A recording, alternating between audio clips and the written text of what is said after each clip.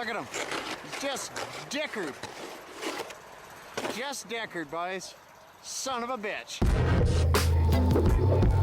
Yo, yo.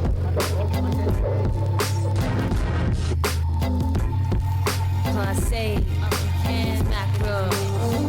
Not connected, not elected to participate. Hey everybody, welcome back to Take Her Wide. This is episode 274.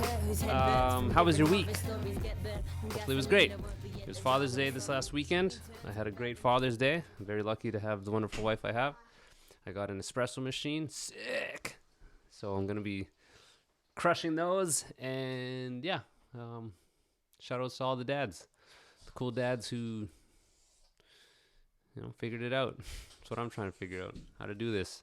How to make all the right decisions so that little man, can survive without us. It's heavy, but it's great. It's great. Feel super lucky. And yeah, let me, if this is your first time to the show, welcome to the show. I do sponsors. These people help me get the show to you, and I'd appreciate if you listen to me talk about them. All these products I believe in, and they can help you. So let's go. First up is Brewed Biscuits, all natural spent grain pet treats. It's a long sentence to say. So basically, these guys make some really good pet treats. They're all natural, locally sourced in the Norfolk County up here in Ontario. And they use spent grains. Spent grains are the oats and barley that have been steeped in hot water to remove the sugars. The sugar water is what brewers will use to make some beer. And then these grains, they've upcycled to make pet treats. My dog loves them. They have the apple cinnamon, pumpkin sweet potato, and peanut butter. You can order online. Just go to twospentgrains.ca. Peruse what they have. It's really good. There's no alcohol, no preservatives. Super, super healthy treat. And yeah, if you love your dog, just buy a bag. They're really affordable. I went on their site and was just looking and was kind of surprised at how affordable these things are. Really good stuff. Good people running the company, so go buy some pet treats. Heartbeat Hot Sauce is next. If you are a fan of hot sauce, you have to buy some of this stuff. It's the best. What's? Almost done, buddy. It's the best hot sauce you'll ever have, and that's legit. I crush about a bottle a week. And my buddy Al and his partner Nancy run it. Al's a legit chef, as legit as it comes. And 100% passionate. It'd be awesome if you guys could just call Al. Not that you would, but just be like, hey man, like how's it going with the business? His enthusiasm for what he's doing and the passion for what he's doing is fucking so inspiring. It really is. And I'm not surprised with the success that they have.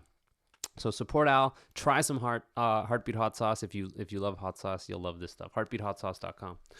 If you're in Cambridge, Waterloo, Guelph 519 area, and you're thinking about buying a car and you don't know where to go or where to start, you could start at 3121 King Street East in Kitchener and see my buddy Kevin. Kevin supports the show. Kevin's an old friend, a trustworthy guy. I've never bought a new car, but it's probably terrifying to commit that type of money. But go see Rigo and talk to him, and I think you'll understand why I'm proud to have him as a friend and know that he's a legit salesman. He will help you out. He'll make the process smooth, and 100% you can trust this guy. So go grab a car from Rigo. Mention his name if anyone you know is looking to buy a car. 3121 King Street East in Kitchener. Ironclad Graphics are a silk screening company in Kingston. They did my shirts. They do pretty much all my band stuff, and they've been doing it for a long time. They're competitive with their pricing. Almost, buddy. They are they ship coast to coast, and they do really good stuff. So ironcladgraphics.com. Check them out if you need some merch done. And a couple more here. dapperbeardoil.com is where you can find some beard oil. My friend Andrew, this is his company, and it's all ethically sourced. It helps hydrate. It helps repair your beard. It's antibacterial. It reduces beard dandruff. All natural ingredients. And support small business. Andrew really is giving this a go, and it's a really great product. I think when you order a bottle, you'll see his eye for art, his basically what I'm trying to say is when you get it, you'll see that he cares. He puts a lot of effort into each package, into what he's doing, and it's super evident that you can tell that. So go to dapperbeardoil.com and use promo code TAKERWIDE free shipping. Save on the shipping, grab some beard oil, and support this dude. And lastly, wellingtonbrewery.ca. They're Canada's oldest independently owned microbrewery. They provide me with the beers, with the liquid courage to talk to some of these people. And they have the rhubarb saison, which I've been sipping on, which is delicious. And yeah, all shout outs to them. So I know that was kind of quick, but these people are important. They help me out. Follow them on social media. You can search them. Just a quick like, a quick follow. Buy their stuff. Support them. Great people. So for this episode, I'm speaking to Gareth from USA Nails. Gareth is based out of the UK there. I'm pretty sure they're London. We played with these guys when Sabs were in Europe last. And yeah, like I said, just an undeniable band. Fucking fantastic. Their new record, you can grab it through Hex Records here in North America. And we're going to talk about the record. We're going to talk about touring, all the stuff that is. So hopefully you guys enjoy. This is 274 with Gareth. How was that tour? It was great, man. It might be, I think it's my favorite tour that we've done. It was consistently like really decent shows, and it felt like, I don't know, we were playing slightly bigger places, but they were mostly filling out. And Okay, cool. Yeah, it was cool. It was really good. Yeah. There's because we do it over like Facebook, there will be a slight lag, so just be prepared to like kind of talk over each other a little bit. Okay, no worries. Or whatever. It's kind of Mickey Mouse, but it's fucking fun to do this. But did you guys book that yourselves? Because I don't even know. Like, I for the listener, I want to kind of just preempt this by saying, like, your band is one of those bands that when you tour, you play with 8 fucking billion bands, but you guys always stand out as like, oh, remember when we played with USA Nails? That was fucking awesome. Because you guys are a great band, man. Oh, thanks. Yeah, it was a bummer for me because we had like some crazy technical issues. It was like, oh, great first impression, especially with these like fucking awesome dudes, awesome band. But yeah, for this tour that you guys just did, just talking about touring, did you book it yourselves, or where are you guys at with that? Like, still doing it yourselves, or is there someone else helping? Yeah, no, pretty much. I book everything. There have been a couple of occasions where we've had some stretches of shows where someone's offered to book them for us, but they've never come out as good. We always, our best tours are always the ones that we have the most say in booking. There was a time maybe where I thought having an agent or something might be really good because booking a tour is a ball ache, man. Like, but it's easy to or maybe it's easy to get wrong, like knowing what a band wants out of a show and what's important. And I don't know, for me, I just thought everyone thought the same way that I did about what kind of show would be good. And I don't know, like on the last tour we had someone help because he booked in venues that were too big. The money was good and the hospitality was great, but it was just, we didn't need to be playing places that big. And I don't know, I thought maybe that he thought, I don't know, we wanted to be like a big venue band when we really just want to play in a grey little bass. Do you, or our style. So. When you play like a bigger venue, does it like fuck with you? Because it fucks with me. Recently we played it was like a dance, primarily a dance hall, so super echoey, not even really a stage, and I've kind of played like shit just because it threw me out of my element. I'm more comfortable in a smaller, like where we played with you guys, something like that, like is more of a comfort for me. How is it for you? Like a smaller, like does it fuck with you at all when you play? It's a different game playing a bigger venue. Like the sounds that you hear obviously are not the sound. You're not hearing the sound of the drummer. You're hearing the sound of the drums coming back through the monitor, and it's just a different game, isn't it? Playing in a venue. It doesn't sound. It sounds more sterile, and it's harder. Can be harder to get into. Yeah. A small venue. That's how it sounds when you're playing in a rehearsal space. And that's when it feels more natural, isn't it? That's totally it. Yeah, it's easier to recreate that jam hall vibe. It just, I fucking hate playing bigger, and I wish that I did get to the point where that was the norm, right? Like, oh, I'm accustomed to this echoey room and I know what to ask for in my monitors, but it's kind of unrealistic. Like, I'm not committing that much time to make this band my full-time thing to do that. No, same. I mean, I don't know, we've sort of figured out some workarounds to make it work for us when we do play on bigger stages. Like Dan, our bass player, he hates, like, I mean, he likes to drive his amp quite hard, but he needs to be standing right in front of his 8x10 so he can feel that air moving against his body. Having to come back through a wedge, it just doesn't work for him. But I think on a bigger stage, we always angle everything inwards a bit more, make it feel a little bit more like a room. And so when I hear Stephen, I'm hearing it coming straight out of his amp because our amps are sort of turned across the stage a bit more. And just little things like that can make it a little bit easier, I think. Do you guys, a bit more natural, you know? With this last tour, have you ever toured with the sound guy? Would you, or did you? We haven't. Never have. I mean, I wouldn't be against the idea, but I think generally, I think it's usually fine. It's the rarity where you end up at a show where there's an engineer there who obviously doesn't understand what you're trying to do. But I think we're pretty straightforward, really.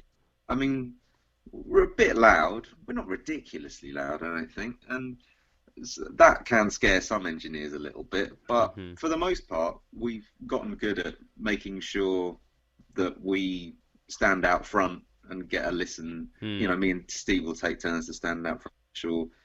So it doesn't take much really to get our sound right. We're a pretty low maintenance sort of band, but a few extras. Yeah, I don't know. One day maybe.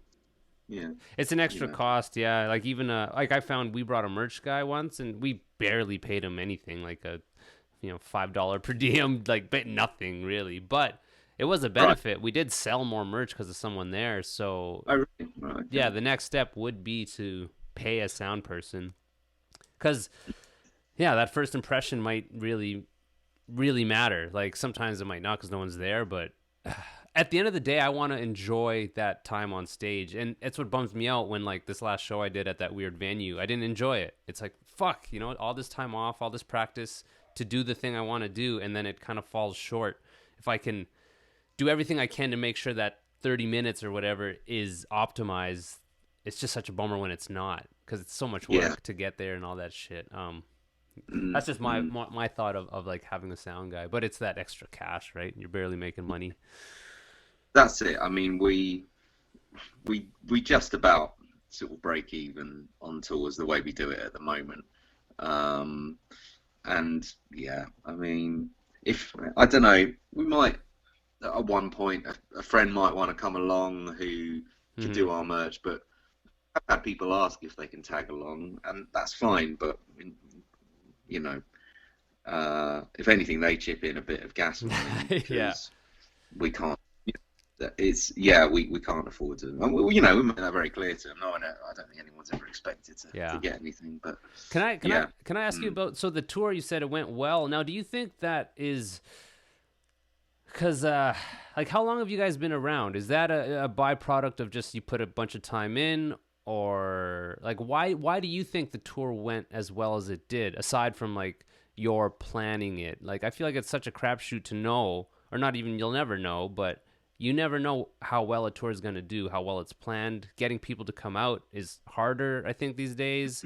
Why do you think it went as well as it did? Well, our last tour wasn't so great. The one that I mentioned before that we had help booking with, but this one, and generally when I book tours myself, I kind of have a few go-to people that I know have, generally never let us down and always give us good shows. So I had a few tried and tested contacts in there, people that I knew would be good.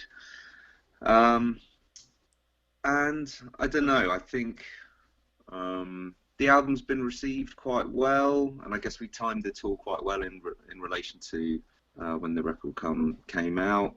And I don't know. We've had a few other things, like we got offered the Mets tour support, Awesome. and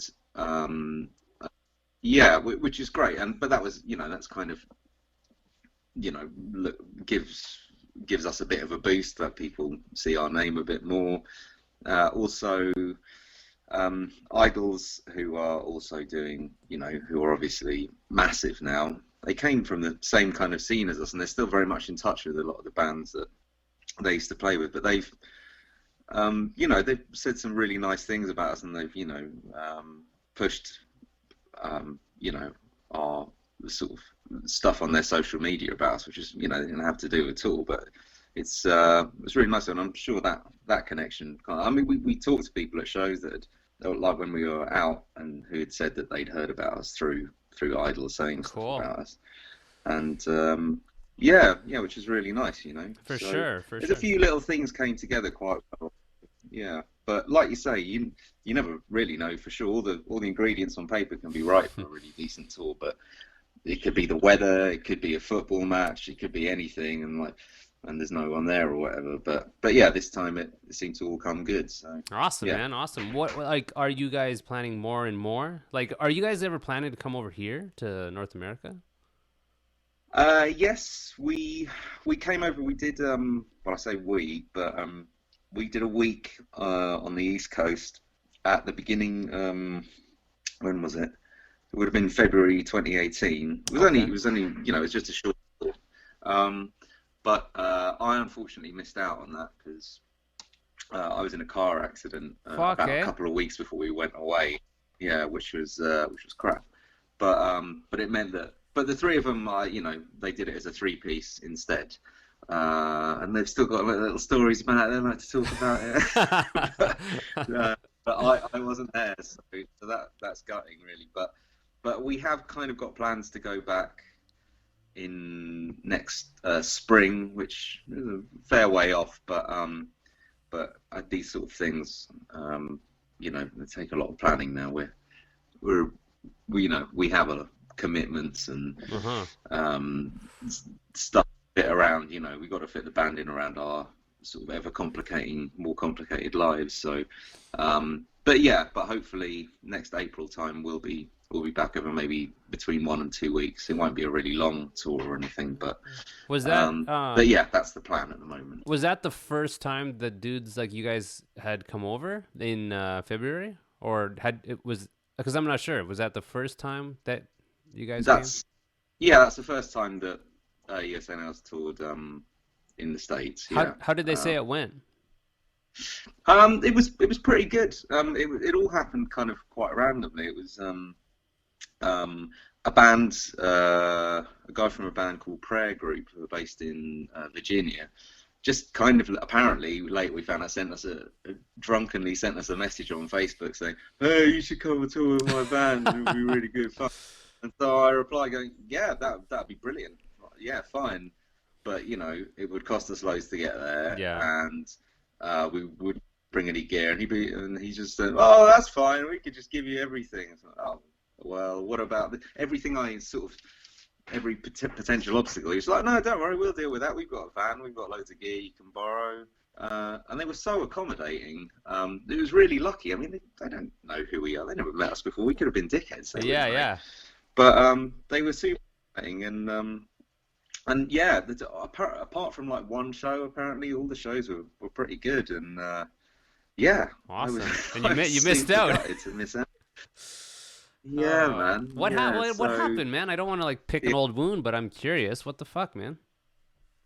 Well, I was on tour with my other band, who have now split up, but we were playing our last couple of shows ever. We've been together about 10 years, and we'd been offered a show in Paris as our last sort of Paris show. We'd always done well, better on the continent than we had in the UK, so we wanted to go and play one last Paris show. So we drove out one Saturday in January 2018,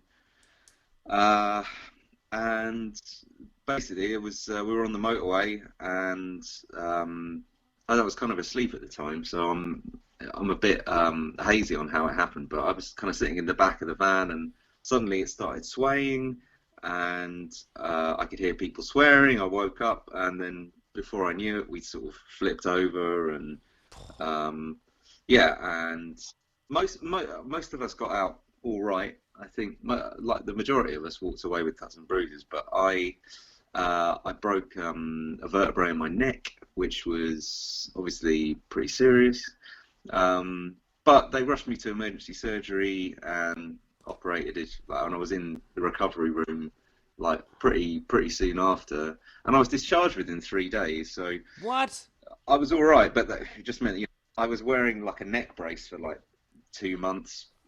So I couldn't, and when I spoke to the doctors, I was like, "Oh, I was meant to go to America in like 3 weeks' time. Can I still do that?" They were like, "No way, you cannot go. You're not even allowed to ride in a car because like the movement of the car can be dangerous for the healing of your neck. So you basically need to sit still for 2 months." So I was like, "Oh shit, well, fuck, man." It could have. I mean, Yeah, could have been worse. yeah, I guess. it could have been a lot worse. Yeah, like the police were there. They were like, they couldn't believe that we'd all survived it, really. So, Fuck, you've got man. to count on blessings, really. But I still, out of all the things that came out of that accident, the missing out on that US tour was huge for me. Like that been, it's long been one of my sort of ambitions to do that. And Well, it's to have the coming. opportunity and then have it. Well, hopefully it will. Hopefully it will. I mean, that's that. I'll make it happen. You can come use my van, and I'll make sure you. Okay. All right, I'll hold you to that. Yeah. Come play my Careful, right? shitty little towns. That's fucking crazy, though, man. That's a real thing that I don't think about. Oh, I think about more now. I have a kid, so if I'm out traveling, and even the van I have now for shows, it's like this probably isn't super safe. Like my minivan packed full of gear that will squish me like a bug if I get into an accident. Like, it's a real possible. It's again, even if you're going to work, but. Fuck me, eh? Jesus, I'm glad you're okay, man. Thanks, man. Yeah. But yeah, like you say, it could happen to anyone. But yeah, that's just an occupational hazard of just traveling anywhere by road. Yeah. Really, it doesn't matter if you're in a band or whatever. It's just one of those, isn't it? Yeah. So you said the record's been received. Man, the record is so good. It's fucking awesome. Even like the artwork is so dope. It's so great, man. It's like. I was really excited to talk to you about the record just because I need everyone to hear this record. It's super good. It's been received well? How do you feel now that it's out? Yeah, good. I mean, we haven't got a huge amount. We haven't spent money on getting PR for it or anything, but just the little bits of feedback that we've had and the way people have responded to it seems like people seem really positive about it. And I think it is a little bit different. I mean, we had a new drummer on this record. Yeah, I noticed. Yeah. Yeah, so that sort of changed our dynamic a little bit in terms of the way we had to find out a way of working as a four differently. But yeah, it's been I don't know. It just we've been offered like some. Really good opportunities off the back of it, and I think together we're now gelling as a four-piece, like playing live as well. And I think our live show is really together now as well, which has helped as well. So when and at the moment when we've been touring the record, we've just literally played it in order from start to finish. Oh wow! Okay. And it works. It works quite well as like a set, the sort of pacing and the energy of it, and I think. Oh, sorry, yeah. No. Really you can go off on it, man. But I don't know. Things just came together. The production's a bit different to the previous records. It's a bit less bombastic, a bit less. Stephen would say it's less moshery. It's less sort of. The kick drum isn't like really heavy and in your face. It's a bit more. It's more of a punk record than a sort of noise rock record, I suppose. And it's kind of got choruses and like hooks in it. But yeah, I don't know. Like looking back, it's hard to put my finger on, but sorry, this is I hate doing this over. I wish I was there because then I could have such a good conversation with you about this. I'm like managing this fucking delay. But like, what would you change on the record? There's always one or two things I feel like on records I do. There's like maybe that thing or this, like less songs, more songs. What is there anything you'd change? Yeah, I think, but that's the thing, isn't it? There's always something. You'll always find something that you could back and change, or something that you could do better, or if you had your time again, you would approach something differently. But on the whole, I think there are a couple of things. I don't really want to mention them specifically because then anyone listen might sort of listen out for that specifically. But on the whole, I think if it hadn't been that, I'd always find something to fixate on that I'd want to fix in a record. And so it can be hard knowing when to leave a record be and put it to bed. And Stephen's really good at being able to walk away from stuff, and I've learned a lot from him being in a band with him. And he's much more, it's fine, let's leave it, let's do it. Let's leave it at that, and often he's right. I think. So, yeah, the kind of excitement and the energy of a record comes partly from the sort of spontaneity of it, and maybe some of the little details or the unintentional parts of it. Maybe they're mistakes, or maybe so. If the things that I wish were different were fixed, something else maybe would suffer as a consequence of that. Yeah. So I'm trying hard not to think about stuff in those sort of terms. Did you guys like? I need to remember how many tracks it is. How many tracks is on the record? I'm looking right now. 12. 12. Did you go into it like we're gonna write 12 and then that's gonna be the next record, or were there a bunch that got cut? Yeah, like as far as how do you decide like, okay, this is going to be the album? So I think we had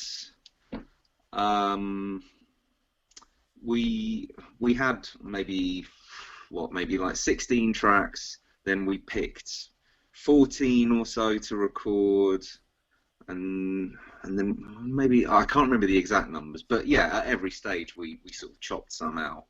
There was even one point where we were talking about we had enough tracks to maybe make 2 separate records with everything, but in the end we were just like, you know what?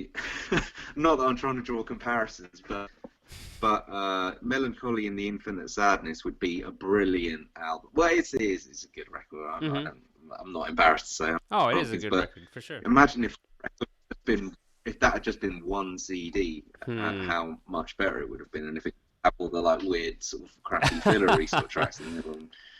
And I don't know. I think we're just like, you know what? Let's just put out one record with the very best like of this session, and just not worry about the rest of it. And I'm glad we did it that way. The other ones, the other songs, are they going to be like? What are you going to do with the other ones? Like, I guess the other 4, or the other 2 you recorded, and then there's 2 that you didn't record. Yeah, so the ones we haven't recorded they're gone. We're not going to do anything with those. No, eh? No, the ones we did record, I don't think we'll do anything with those either. One of them, I think we're going to try and rework in a different way, but I don't know. I think one of the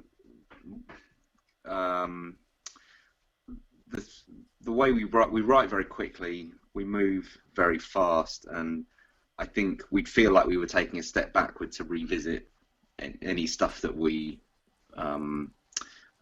ditched for the last record, and we'd rather sort of move forward.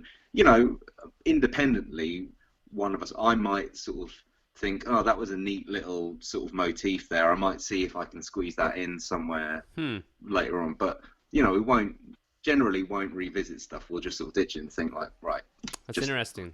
Get on with the new thing. I hear like both sides of it, where people want to use everything that they've written in some form or shape, versus the other.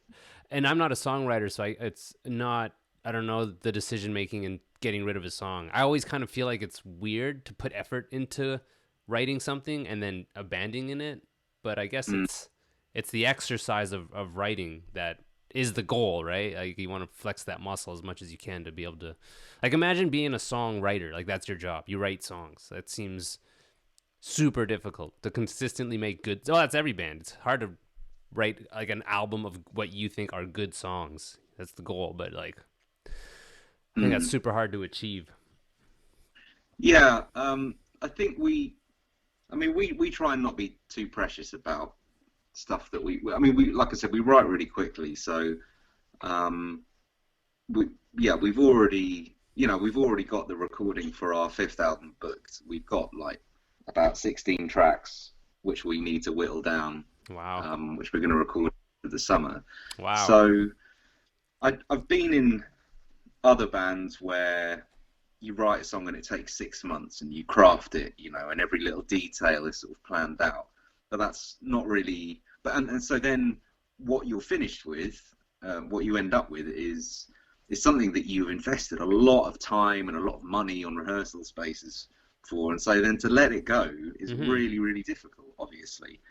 But we write songs in a night or two and sort of try and trust our first feelings about it. Just go with it. Go with our sort of instinct. And then when it comes to recording, if it's crap, it's like, well, it was only one night, and just ditch it. And we try and, it's easy to not dwell on it, but that's just the nature of the type of music that we write, I suppose. It's not complicated. It's do you think that instinct can be like, how do you yourself work on that instinct of knowing what's good and what's not, like a whole broad listening spectrum? Or because that's like that intuition. I trust my bass player. Like I'm just trusting his sort of idea of like, no, we're gonna get rid of that song. It's like, all right, because I don't know, like how do you I don't know, is that something you think about, like trusting your gut, like, and questioning that? I don't think it's such a conscious thing, but it's just generally it sort of manifests in do the first thing that you think of. Like, what's the thing that comes to you when someone plays you a part, or when something happens in a room? It's like, how does that feel to you? And like respond to that in the way that feels natural to you. And that's, and sort of trust that feeling to do the idea that comes to the front of your mind when you're presented with something. I think that's more, and the result might be awful, but it's more about being instinctive in terms of or intuitive in terms of the writing process rather than what comes out at the end. But generally, I think now that we've been doing things in that way for so long, we've realised, I don't know, we have worked out what it is that, where our strengths lie in terms of how we approach things, and so sort of kind of try and exploit whatever it is that, is the kind of the good or the more sort of magical part of the creative. I to speak kind of on like relationships within the band and being like a family and touring and that kind of weird box that a band lives in the like, I think the first thing you guys put out was 2014 maybe, right? Or no? That sounds about right. So in the last like 5 years, has there been a moment where like a lot of steam was taken out? Because this is like, it's fun and it's great, and being in a band is awesome, but it's taxing and it can become difficult. Have you guys ever had to overcome like that sort of thing? Like, fuck, what are we doing? Or what with life stuff getting in the way of things? Yeah, like just the commitment to being in USA Nails, and continuing the machine that is. Or has it not come up? Like sometimes it doesn't. Sometimes people can manage the life and band things really well, and then you have a long lifespan as a band, or the opposite, where you almost burn out and shit goes to shit. There have been challenges. I mean, we've had our lineup's changed a few times, and we've had Obviously, Tom, our new drummer, started on this last record. Our previous drummer, he had a couple of kids, and it became a bit more difficult for him to be as involved. But I mean, we would have quite happily sort of worked around that. But he ended up moving to a different part of the country, like where he's from originally. Also, on the first record, we had a guitarist who called Stuart, who he also left, and he had a couple of kids and sort of had to leave. I mean, I don't know, things have sort of generally worked themselves out. No one's left because of commitments, but generally it's maybe sort of tied in with other life changes. So I don't know. We're all getting older, and having more responsibilities, I suppose. And yeah, it could make things trickier in future in terms of how much we're able to do.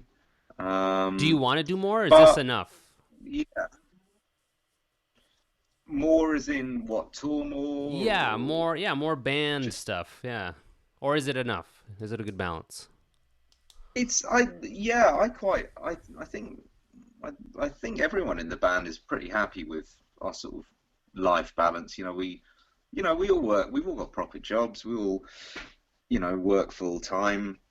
Um, and the time that we can devote to the band is enough, really. I think. I mean, if we were to get offered like a really awesome tour slot or um, festival slot, whatever, that we couldn't do, yeah, of course it would be a bummer. But in general, I don't know. I quite like the balance that we have.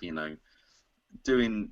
I mean, the idea of doing a band full time and relying on it to pay your rent or Oh, whatever is um, crazy. would stress me out. Yeah, I mean, in an ideal world where you did it and you still did whatever you want, and you could, people bought it and you could, you know, you could make a living from it. That'd be brilliant. But I don't know. I think not relying on it for an income or not, doing it in the way we are, it frees you up to, nothing's riding on it. Hmm.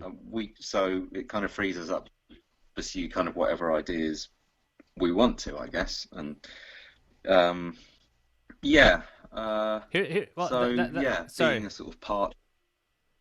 it's being sort Sorry, of yeah, being a part can be. I don't know. There are some benefits to it. I think. I mean, I don't know. I've never been a musician full time, so I couldn't tell you. a. You know, um, how It's that would differ. But it's a hard question to answer because it's grass is greener on the other side, and you never really know until you're doing it. But I think the fact that you guys have consistently released music and are a relevant band, in circles, doing something right. So I remember a band I knew they had a 5-year plan, which is whatever, but they just went hard for 5 years and then decided to stop, and that was their thing. I don't know. To me, it didn't seem. I wouldn't do that. I want to have a long term, quote unquote, career making music. But to each their own. To each their own. I yeah, think you guys are obviously doing something right for you. You just released a great record, so that speaks a lot. I think. cool. Yeah. I mean, yeah, yeah. Like I said, I think we're all happy with the way it's working, and yeah, we've all got lives outside of the band that we value as much as what we do in the band, and wouldn't Hmm. want to sort of lose out on that.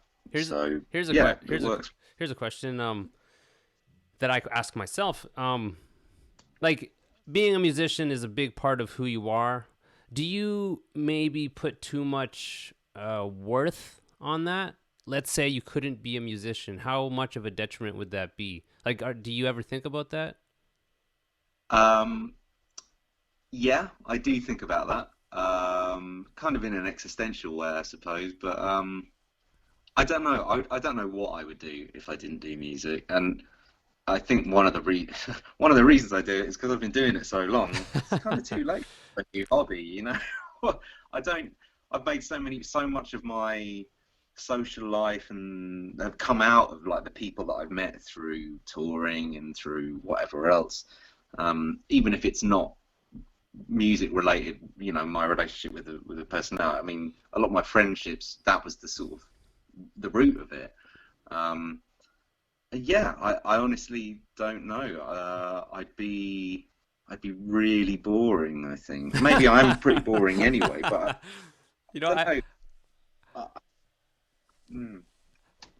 I was gonna say I think the same thing, that like if I stripped away my involvement in music through the whatever any sort of aspect of it, it's like I think I'd be super super lame. But that's just because I put so much, like I'm a drummer guy, like that's like such a big part of my identity, which is good. But I do worry about it because let's just say I can't find people to play with, or let's say I injure myself and I can't play, you know, like but that's life. I don't know. It is a total existential question. Like I need to do a separate podcast where I just blaze and talk about shit like this for like, you know, half hour or something. It's dumb. I wanted to ask about Hex Records too. So that's Ryan, and how did that come to be? Did he hit you guys up, or did you hit him up? And is he your only American sort of distribution, or is he doing distribution? Yeah, he is. So he just kind of contacted us out of the blue. Just dropped us an email saying, "I like your band. If you need like an American label for something in the future, let me know." And so we were like, "Oh, okay, well, yeah." So we ended up working with him on this record. He seemed really keen to get involved and was very proactive, and you know, made all the right noises and stuff. I mean, we worked, well, and yeah, and his label are sort of dealing with the distribution worldwide. Oh, cool. Like through the, you know, the formal channels. So in Europe, and it's all sort of DIY distro and stuff, which is fine. Mm-hmm. So yeah, I mean, we did a 7-inch with Learning Curve Records maybe a couple of years back as well, who are based in Minneapolis. I should probably know that. I can't remember. Oh, I think that's right. Yeah. Yeah. So I don't know, Rainer from that label has got some really cool history and some really connections to like the old school sort of Midwest kind of noise rock thing. So that's really cool. But yeah, and again, that contact was kind of just out of the blue. But we've not really ever approached any American labels or any labels really. It's always it's kind of whoever's come to us. That's great. I don't know. I've always thought I guess so. I mean, we're kind of lucky in that. But I guess because we'd all come at it from being in bands before. You know, we already knew people and were friends of friends with whoever. But I think if I don't know, you can approach labels to see who you want to work with, but if a label's contacted you, I think you can really be confident that they are really excited about your band. Totally. And really, you know, have a genuine interest, you know. Yeah, I don't know, I would feel more confident in getting involved with someone that approached us than the other way around. Mm-hmm. But I guess maybe we're lucky in that we do get approaching us for stuff like that. I think it's a sign of the quality of the band. I think that's a real thing, man. When like a respectable label will reach out to you and want to work with you, because I think when when I was a kid, it was like, yeah, we're gonna hopefully get a label interested in us, with the misconception that I was in a great band. But that's not always the case. With Ryan too, is it he pressed copies himself in the States, or did you guys ship copies over? Yeah, no, he pressed his own copy. So we did a run in for UK and Europe, which were pressed together in the Czech Republic, where everything in Europe is pressed pretty much. And then Ryan said, we did talk about doing it as one run because we thought there might be an economy in that, but I was like, no, I'm really keen to go with this plant because it literally is around the corner from my house. Oh. I know the guys there, and I know they'll do a good job. And yeah, and so I've not actually seen the physical product, the sort of US release, but yeah, his ones are all like fancy colours and stuff, and the European ones are all just standard black and stuff like that. But that's awesome though. Like, but yeah,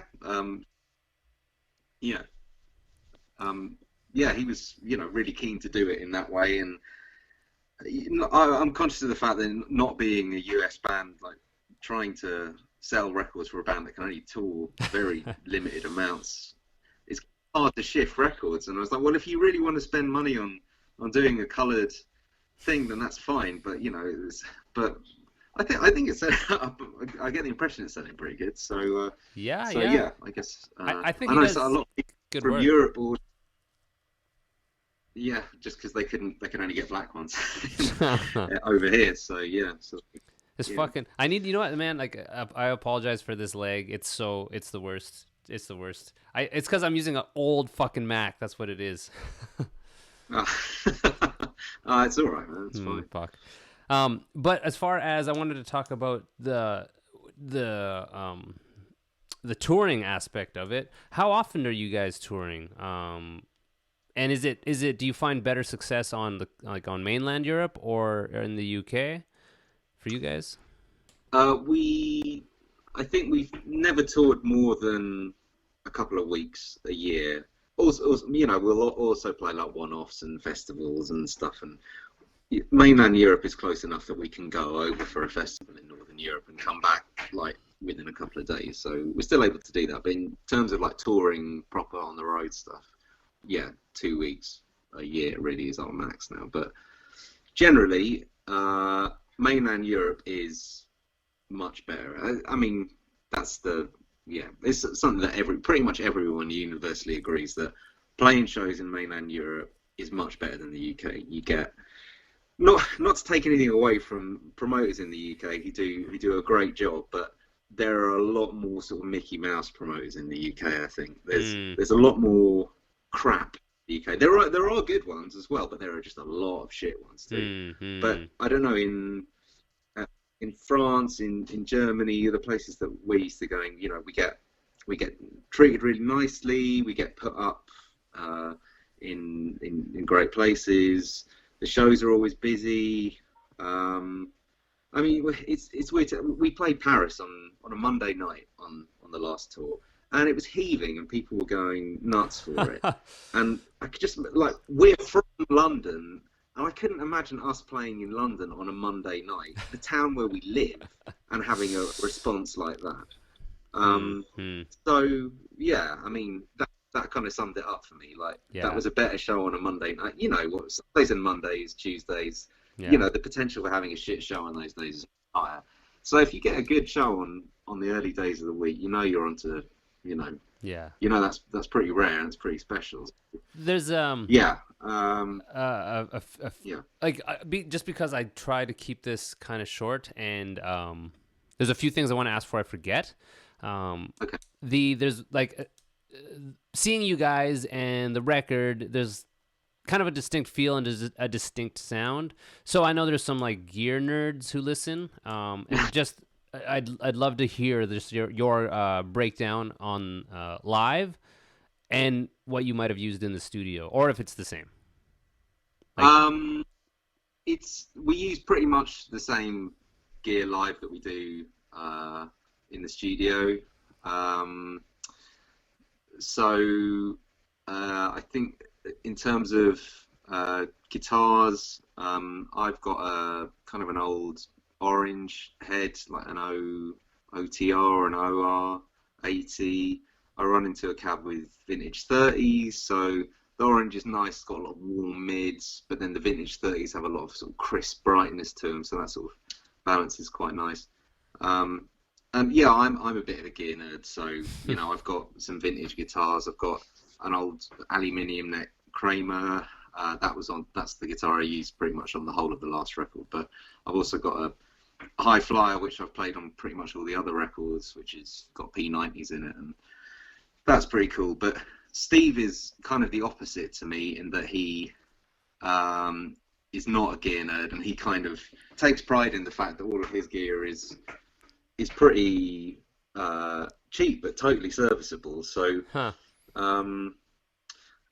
so he's got a couple of Epiphones, like a Wilshire and a 355 or a 335 or whatever, and his main amp is this PV 2x12 combo, which the reason he said he bought it is because he read a gear rundown of a guy from Piss Jeans, and he said he uses these PV combos and that they're brilliant. So he's like, well, that's good. You can get them for £100 like off eBay, so I'll get one of those. But it kind of sounds great, and it makes me think maybe I didn't need to spend the amount of money I did on my stuff, because his, it does the job, and it's got a really unique sort of sound to it. But yeah, it's totally fine. But yeah, I don't know. Well, I've got my stuff now, so I'll stick with it, I suppose. Yeah. Is there one like coveted piece of gear that you not rely on, but would really, like, let's say something in your pedal chain, or do you even have a lot of pedals? Is there one? Not many. I don't know.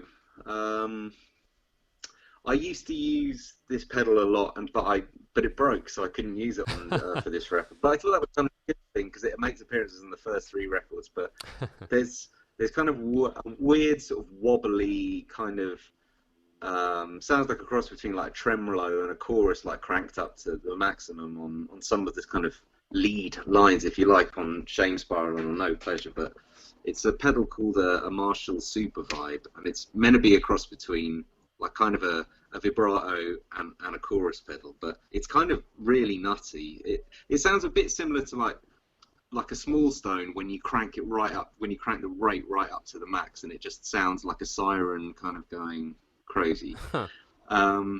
Yeah, that was, up until the recording of this record, one of, quite an important bit of gear for me, and a sound that a lot of people had, that's the kind of gear geek question, that it was how do you get that particular sound? The answer would usually be that, but then I noticed some of my friends and the studio where we record, like Wayne, who recorded our album, he bought one, and then a few other people got it. I was like, well, this can't be my sound anymore. It's not my sound anyway. I didn't invent the pedal. Yeah. But it's good. I should leave that and now move forward into something else. So yeah. There you go. But that was it. That was yeah. The just last question I have, and what I'll do is I'll play a track from the record, if that's cool. But just the sequencing. Like, did you know what the last song was going to be, and did you know how the record was going to open when you wrote the songs, or how long did that take to figure out? Because I think that's an important, like, first and last song of a record is quite statements in themselves. Yeah. No, I think when you're writing a record, you kind of get a feel like, oh, this track feels like it could be a strong opener, or this one feels like it would sit in the second half of the album, or this feels like it would be a good track to open the second side, or whatever, blah blah blah. But not until all the tracks were recorded did we make any attempt to sequence it. So that came quite late, to be honest. The idea of, and right up to the sort of last minute, we weren't even sure which tracks we might drop as well. Wow. So I mean, it just on the earlier albums, we'd all have a go sequencing it and send it to each other and go, what do you think about this? What do you think? But this time, Stephen was like, I'll do it. Everyone listened to it and was like, yeah, it's fine. It's just bang it on. but I think it's actually, it's not necessarily how I would have sequenced it, but I was like, Steve knows what he's doing. It sounds pretty good. That's fine. I'm sure if I came up with something, someone else would like it. So let's just go with that. It's fine. So yeah, we didn't put too much into the sequence. Which song opens side B? It's Ordinary? No. So that is it? It's Ordinary. Yeah, it should be whatever track 7 is. Yeah, that's it. Yeah. Yeah, that's it. Yeah. Huh.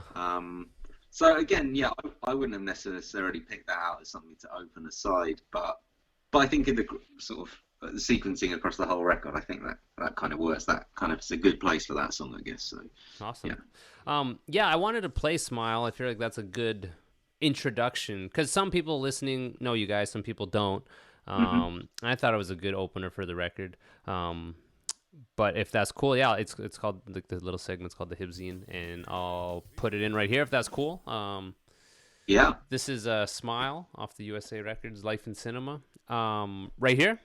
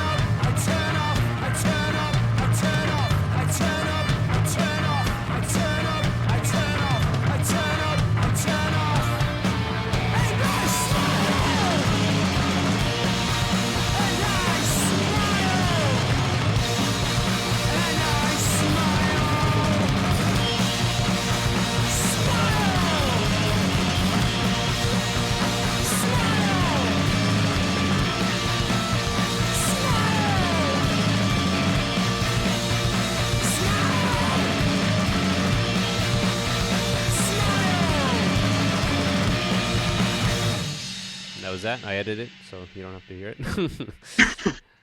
And lastly, the artwork itself is like minimalistic. And who did it? And was there a concept and kind of what's the story behind the cover, the artwork? So the artwork was done by Matt, who is our old drummer. So he's kind of a designer by trade, so he really knows his crap, and he did the artwork for the first two records as well, and he also, although Dan did the record, did the artwork for the third record, although Matt was, involved in making and setting it all up and everything. But I can't really remember I think Matt had some ideas. We sent him the record and said, "This is what it is. What do you think?" This is kind of the general theme of a lot of it. I mean, have a think. And so he threw a few ideas back to us, and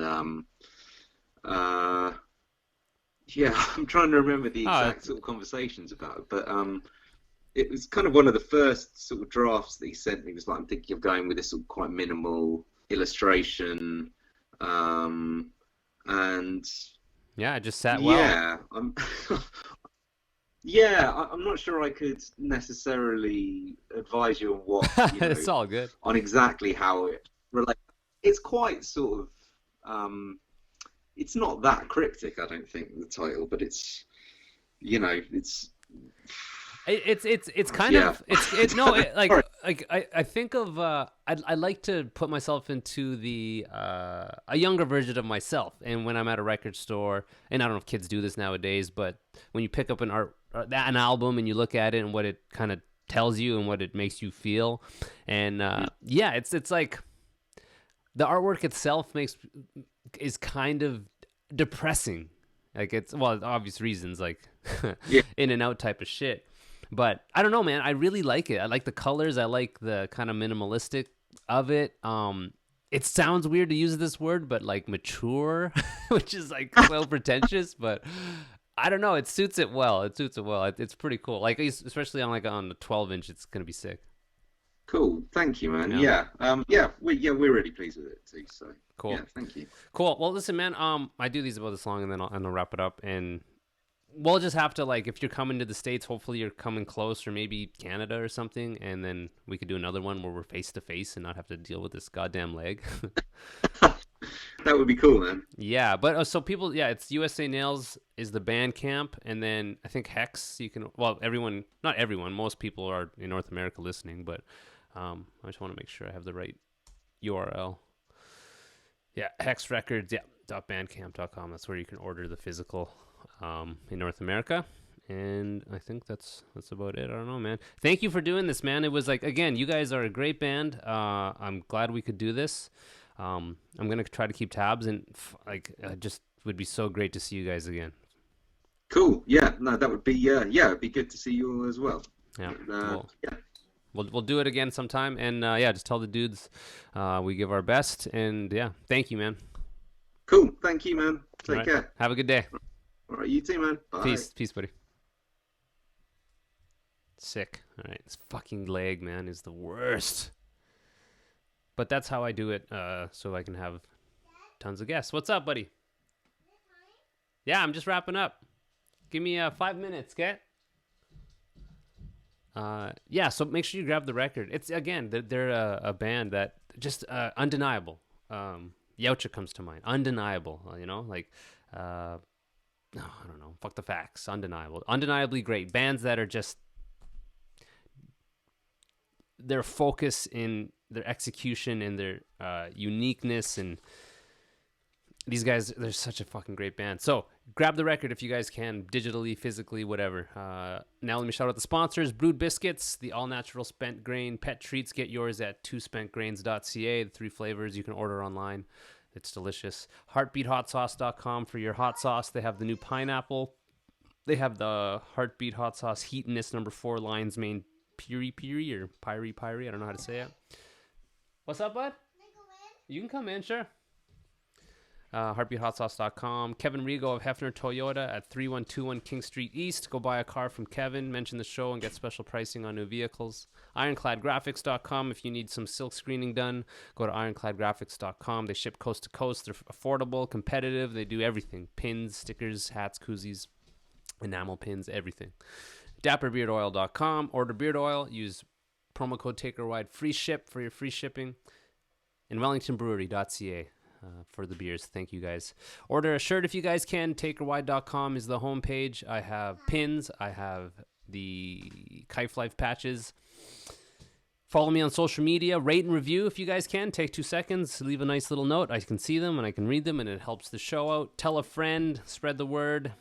Email me if you guys want. Steve@TakerWide.com. And that's it. Have a good week. I love you guys, and be safe. Peace.